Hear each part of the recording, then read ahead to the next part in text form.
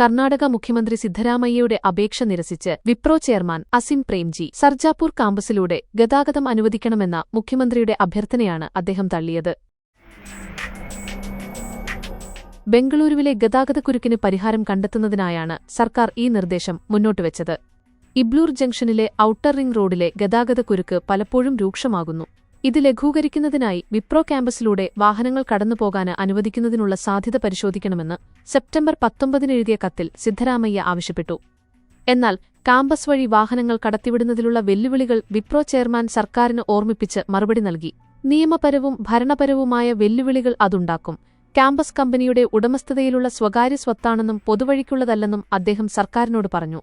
Sarjapur campus ആഗോള ഉപഭോക്താക്കൾക്ക് സേവനങ്ങൾ നൽകുന്നതിനുള്ള മേഖലയാണ്. സ്വകാര്യ സ്വത്തിലൂടെയുള്ള പൊതുവാഹന ഗതാഗതം ഫലപ്രദമായ പരിഹാരമാകില്ലെന്നും പ്രേംജി ചൂണ്ടിക്കാട്ടി.